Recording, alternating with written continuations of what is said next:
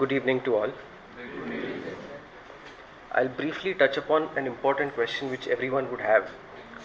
Who ultimately is entitled to legal aid?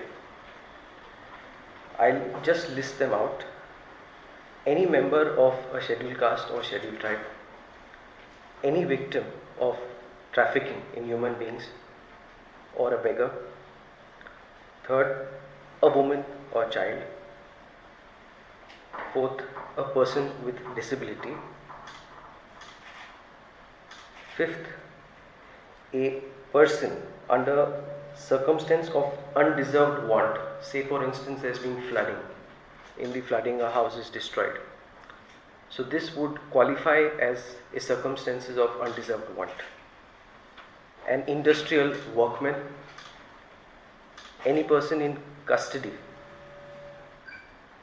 including custody in protection, you have juvenile justice, those. Lastly, any person in receipt of an annual income of less than 9,000 if the litigation is supposed to be filed or defended in the High Court, or such other amount as would be decided by the state authorities. Likewise, in respect of any case which you wish to file or defend in the Supreme Court, the annual income should be less than 12,000 or such other income as would be decided by the central government. Thankfully, in the state of Maharashtra, the current rate is up to 72,000 per annum. That means any person who is drawing income from all sources, be it income from salary, house property, any other source, they will be qualifying for legal aid. This could be a different matter as to whether 72,000 per annum is actually an effective amount or not. So that we'll keep it for aside.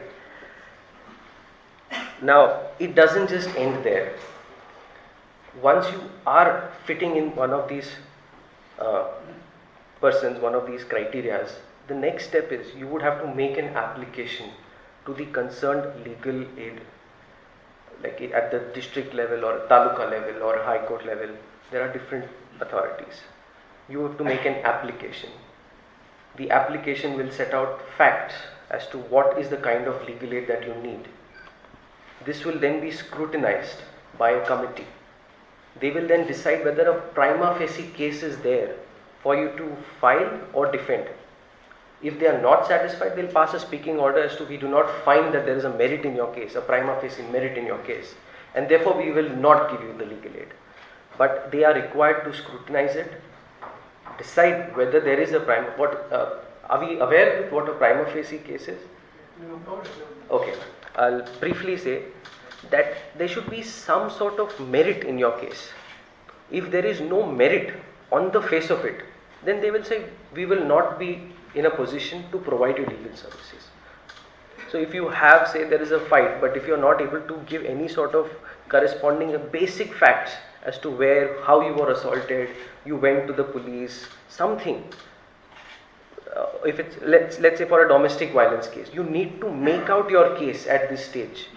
Prima facie, by looking at the facts, they should know that yes, there has been some sort of injustice, some contravention of some law as against this person, and therefore he or she is entitled to the relief of legal aid. It may also be important that women, child and the other people, before I said about the annual income, for those criteria of people, there is no annual income limit. So it doesn't matter what limit you are at. So if you are a woman or a child, keep aside your salary, your income, you are entitled to legal aid. That is something which a lot of people would not know, but you are entitled to legal aid.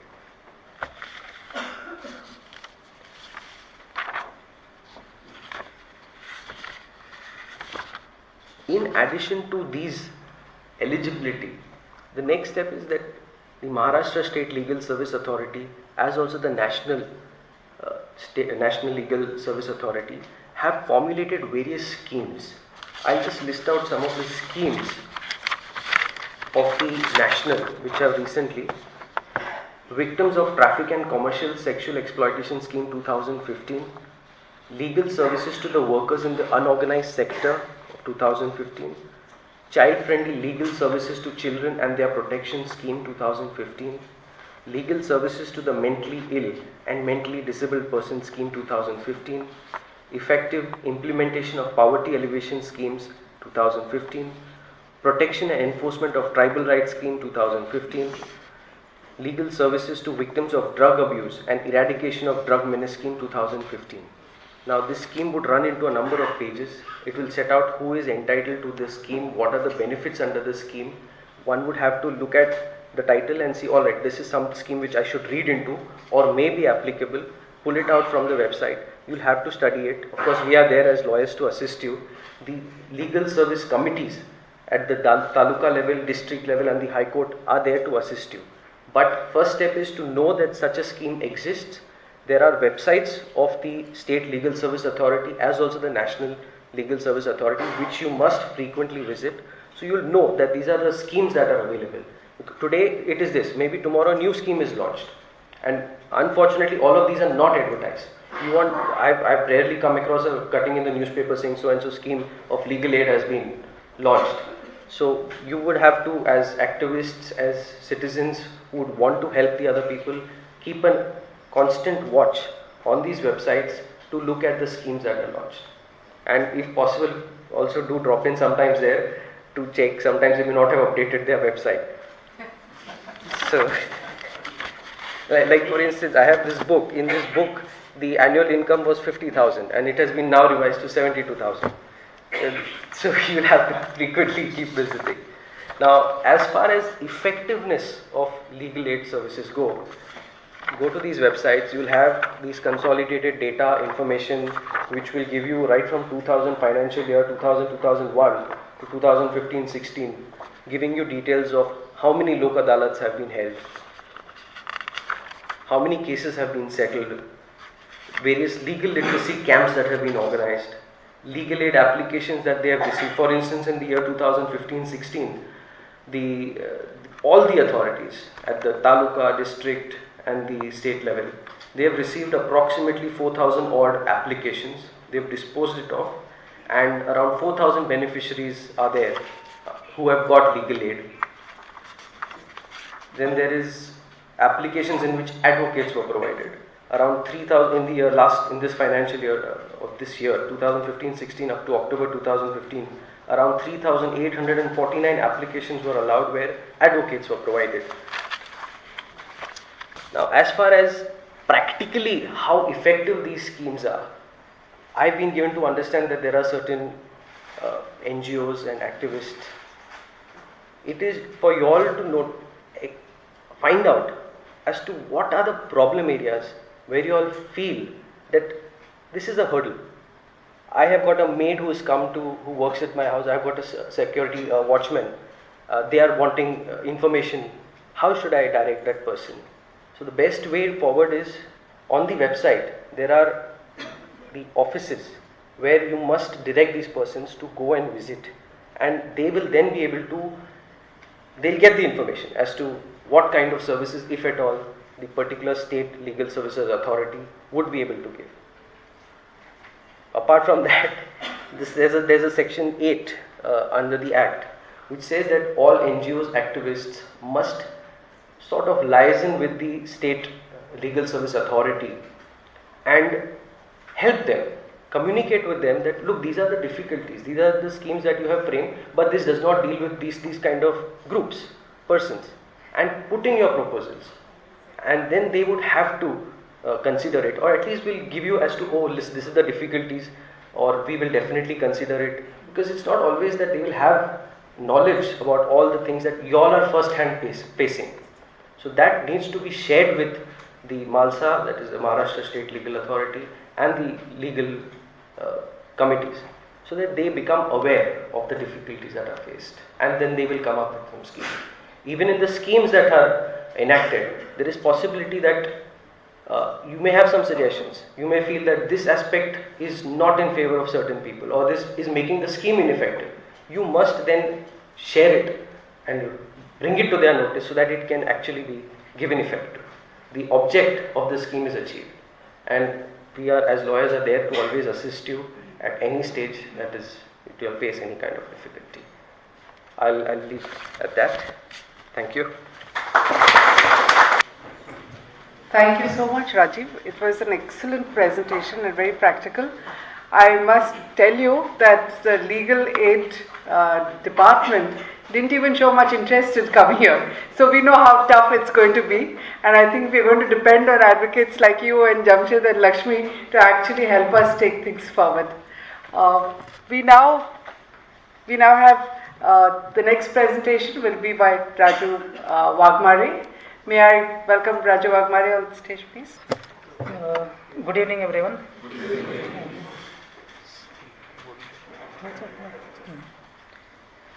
So, before my two speakers, they spoken about what is the legal aid services and who can get the legal aid.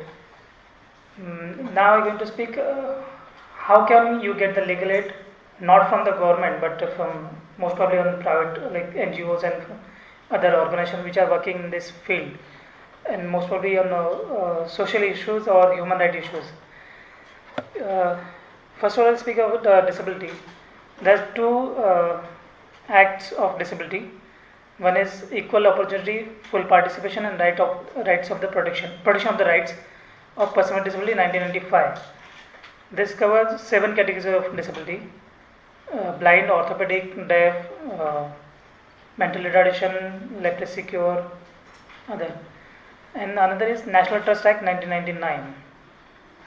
This covers multiple disability, mental retardation, autism, and mental illness. This categories. So for this person with disability, there is a system which is created by the government.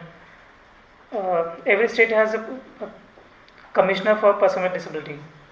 So if person with disability has any legal matter, so they can apply to this state commission office, which is for Maharashtra is located in Pune, and they can seek the legal aid. They can take the grievance. So there is no require of lawyer. You can file just application, and you can file. The case will be filed, and commissioner will decision on that. If you doesn't agree with the decision of the commissioner, so we can then we have the chief commissioner of person with disability, who sits in Delhi. So if against the commissioner of state commissioner of disability, you can apply to the chief commissioner of person with disability. And even if it doesn't agree with that agreement, orders also judgment, so we can go any high court, whatever, the Supreme Court. There is no restriction for that. Apart from this, there are other organizations which are working in this field who can help with the issues, special issues of the social issues. Like there is one organization called AWAY, which works on education matters, and they only deals with the education matters. So if anybody want to know about more about the education matters or legal help about the education things, so they can go to this organization and they can take help from them also. There is one other organization works on health, is called Sehat. So they specialize in this, and they used to handle various matters in regard to health. So if anybody looking for this health ka kuch hai to, you can take help from Sehat organizations. There are some special organization which work for only women. There is one Majlis organization. They also provides legal aid for the only women's matter. And there is Awaz-e-Iswa is also organization help for the women in their legal matters. The one is organization Lawyers Collective is also a help for various human rights issues. Sometimes the free of cost, depend on the client position. So they used to help free of cost, or they used to charge little bit, not like proper particular fees. They also help. They work across India. Then I work with the Human Rights Law Network. The Human Rights Law Network has 25 state branches, they work all over India and the various issues of human rights, like child rights, women rights, and Dalit rights, refugee rights, prisoners' rights, HIV patients' rights, land rights. There's so many issues, disability rights, so environmental. So if any has issues of this or they are seeking the help, legal help on this issue, so Human Rights Law Network also will help them. It's not like totally free of cost, but depending on the client position, it can be filed PIL. It depends on this PIL or writ petition, and depending on the client position, the financial position. So it can be free or it can be very nominal. We just take the court expenses. And yeah, I think this is a thing. And we used to file various PILs on this on behalf of human rights and individuals, writ petitions, and they can seek the help. There, I think two things I have to mention. There is legal aid services centers available in, one is in Family Court of Bandra Court, and another in Thane Court also there is a legal service cell. So depend on the case and depend on the judicial area, you can take the seek help from them also. Yeah, this thing. If anyone know anything, you can ask me. Thank you. Thank you very much, Mr. Wagmari, for this long list of organizations that are available to help people. I think what we will also do, I'm sure every one of you hasn't been able to take down the names of the organizations quickly. So we will talk to him and get the list and maybe write to us at Money Life Foundation, and we will be able to send it to you like we have a few other things. I now invite Jamshed Mistry to tie it all together.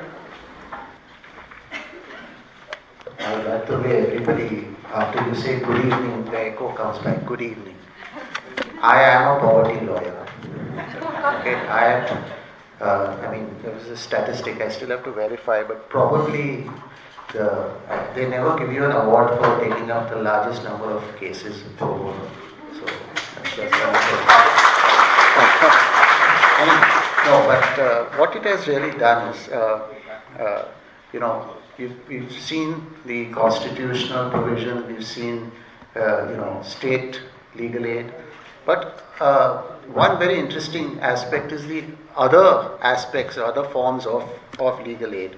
And I'll basically share, you know, experiences that I've been through. And it starts with a question in law, which says law is a noble profession. Okay, explain. So it is mandatory and it is part of our, when you take up and you sign unofficially an oath saying that you have to, you know, do a certain portion of your work for persons who cannot afford it, and that's really what it is. So whether it is, you know, discounted fees or less amount of costs or whatever, my first experience, and I must share this, is was actually appearing for a lady who was designated as a peon in the municipal corporation. So, somebody came and asked me, he said, you know, she's respondent number 15 in an SLP that has been specially petitioned, it has been filed in the Supreme Court. And, you know, will you appear? So as a young lawyer, I said, this is my chance. Let me go to the Supreme Court and see, at least, let me see what it looks like. You know, we never had the advantage of, you know, colleges taking you to Delhi and showing you the inside of the Supreme Court. I had never even appeared in a moot court before I became a lawyer. So I said, yes, this is my chance. I went by train in the, you know, whatever lowest possible category, reached New Delhi, took a rickshaw, went to the Supreme Court, and then I had to, of course, engage an advocate on record there. A very nice gentleman from the National Law School. He said, does it matter? We'll see, we'll work it out in some other matter, but this one I'll do free. I said, thank you. And we prepared the response. And I must tell you one thing very interestingly. The then Chief Justice of the Supreme Court, he went through the entire, and he came straight to our affidavit filed on behalf of that lady and said, This is what the position is. So, Mr. Counsel, don't, sort of he admonished the other side. And fair enough, based on what we had filed for that lady, she got her position back, she was reinstated, and I believe then she even took voluntary retirement. And so that was an example of legal aid in the Supreme Court. The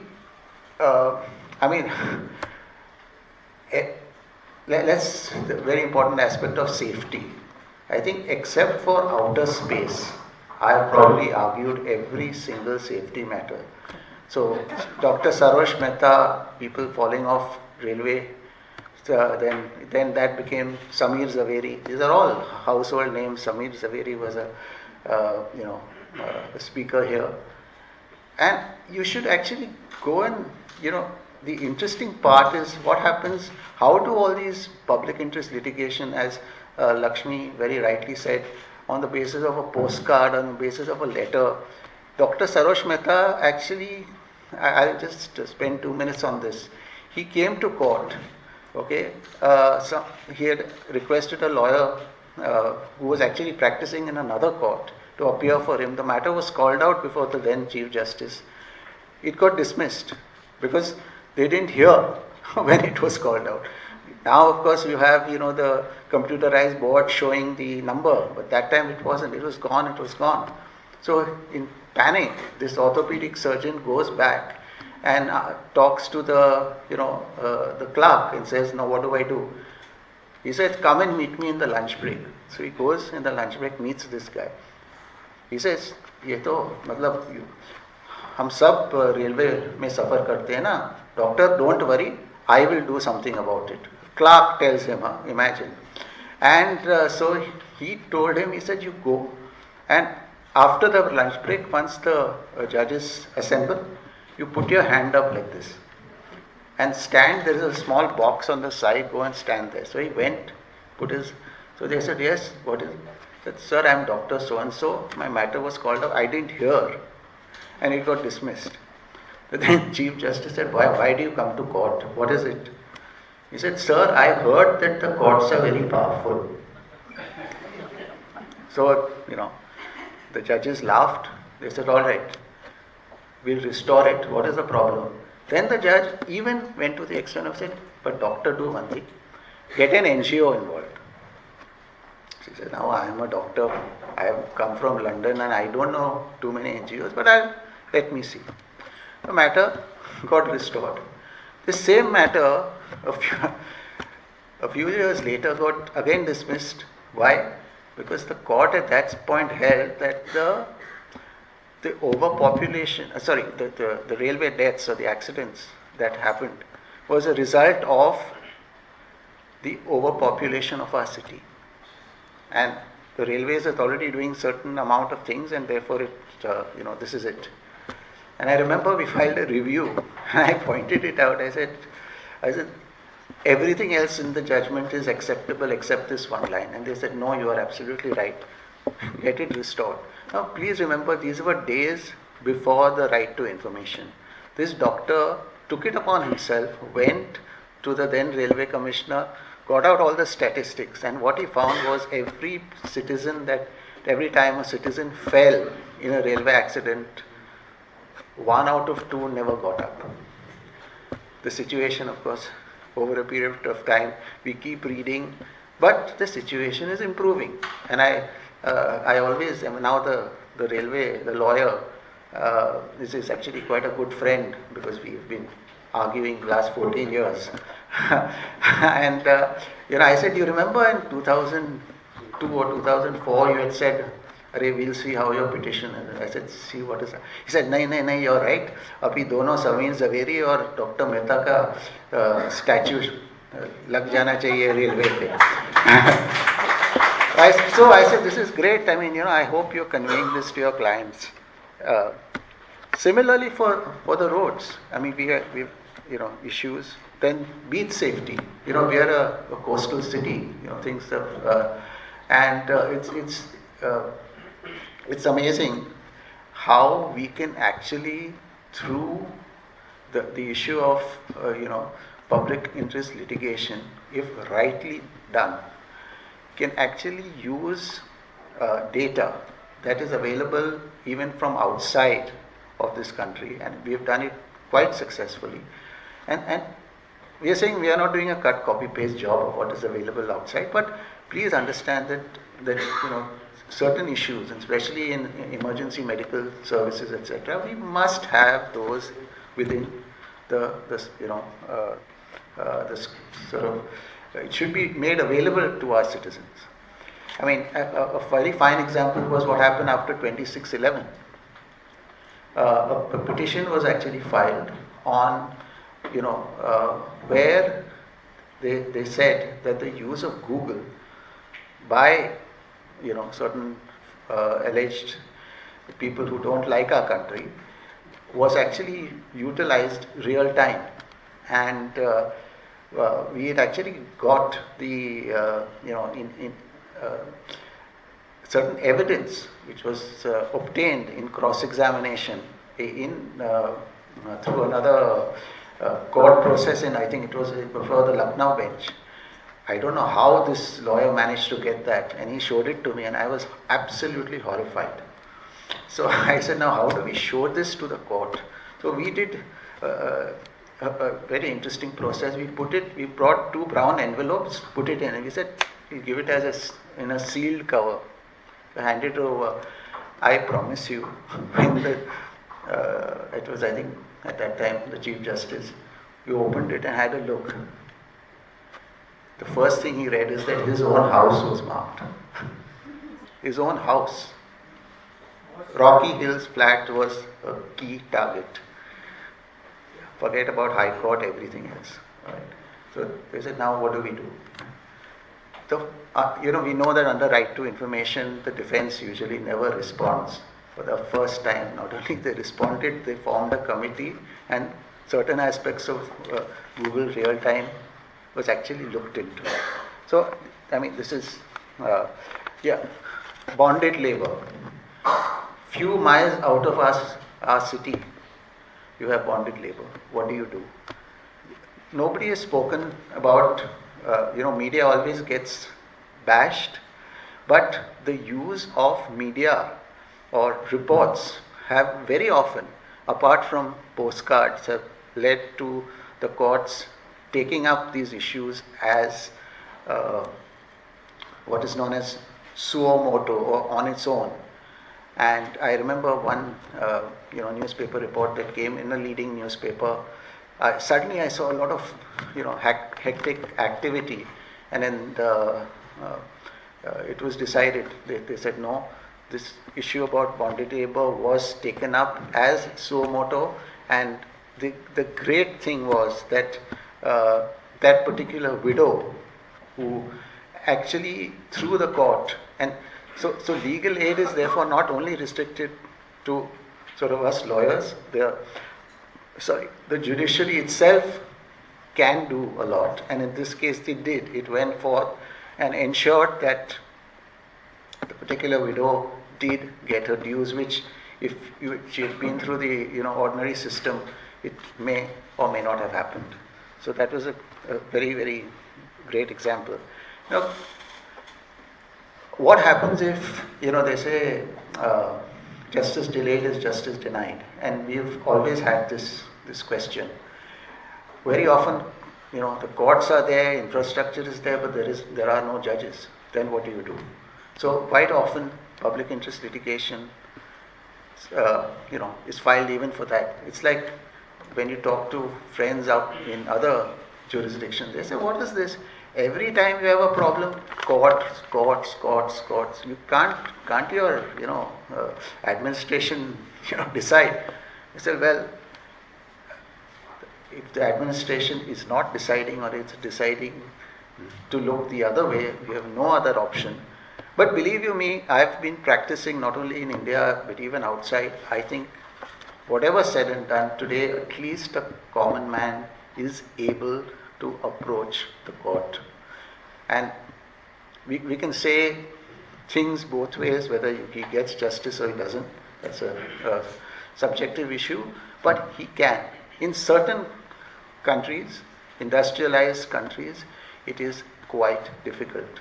It's a lot, very, very procedural, and things get, mired. Here, we have used, I mean, the most classic example was, when the High Court actually had to frame a scheme, and I probably view this as a, amazing sort of end to judge-made law, is when, the private hospitals used to refuse poor and indigent patients to give them treatment.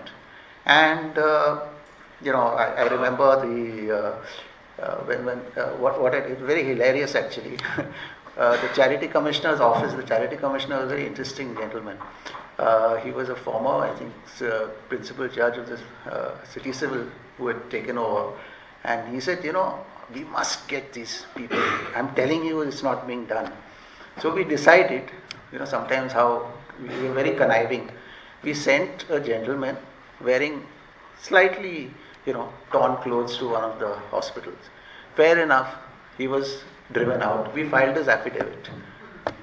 Okay. Next day, it came up before the judge. I said, my lord, this is what it is. Nothing doing, stay.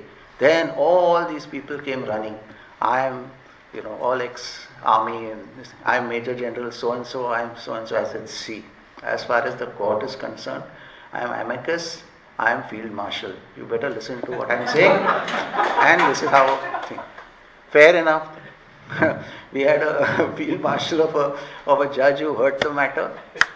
We actually framed a scheme and they agreed. So today, a certain percentage every month is being put aside, and at the end of the day, whether it's your driver, helper, whoever is there, can immediately get, help at the nearest private hospital for whatever it is. Unfortunately, we don't have a great social security system, so till that time, at least something like this is there. Yes, other courts have systems where they actually pay the amicus. In the Bombay High Court, it doesn't exist. So we are, I'll show you my tax papers. I have not received even a cent or a naya paisa, whatever.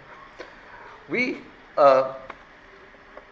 yes, the recent, the child care leave, that was actually a very interesting case which actually happened. I mean, there were two cases which were running parallelly. Mr. V.P. Patil had filed, and we had appeared for a lady who had, she was from the airport authority. Her child was suffering from disability, and fair enough, we argued the matter. It was taken up, and very recently there was now a notification, both center and state, saying that yes, for child care, a lady can take leave to take care of, So I think that's been very well done. We have a couple of interesting pending cases also. There's one coming up tomorrow, and then of course the most popular one, the potholes. File. I mean, again, it was brought up by a judge, taken suo moto, and 3 years later, 2016, we probably had the worst year as far as potholes are concerned. And that's something. And I mean, I was in shock when the court said, no, we will appoint Mr. Mistry to look into potholes. I said, but it's a judge's matter. Why? So I think anyway, there, as they say about everything else, there's MasterCard and for that's right, something like that. But the other thing, of course, our association with Money Life also, everybody has read about our Legal Resource Center, and I must point that out. I think that's again a great, I'm sure some of you were there a couple of years ago, and I think that's something that needs to be encouraged. I think it was again a thought that we all had. We said everywhere outside this country. You can go to a public library, you can go everywhere, get at least basic information. In our country, unfortunately, that doesn't happen. So let's come together, get these resources available, and accurate information. That is something that every single citizen needs today. And the laws are getting complicated in the sense their interpretations are different, but hopefully it's not as simple as it was in 1851. It's several acts today are not even being repealed. Like the classic example was that surcharge on a BST bus ticket based on the Bangladesh war fund. We were happily paying, not realizing that I think Bangladesh war ended many years ago. But this is exactly what it is, and I think if each one of us took on the responsibility, yes, no one is perfect in the law. Law was never made to be absolutely perfect, but if we can work together with NGOs, other groups, etc., and just ensure that. And I must also say one other thing. We keep meeting judges on and off, and I think what one particular judge very rightly said. He said, at the end of the day, you may be right, we may be right. It's a question of interpretation. But I said, yes, that is true. But I said, if there is something that you do or you say that which is, I'm sorry, I shouldn't be saying this in a public platform, but if you write something which is so bizarre that is not even acceptable, then can't you review your own judgment? Think about it, that I have said something and I don't know, the day is not far when I think, we might find, in fact we were discussing it with Lakshmi also, suo moto, the courts might actually be able to review their own judgments at some point of time, saying that no, the view that we have taken at that point of time was different, but we've thought about it. If contracts can be reviewed, then why not, judicial review of that nature?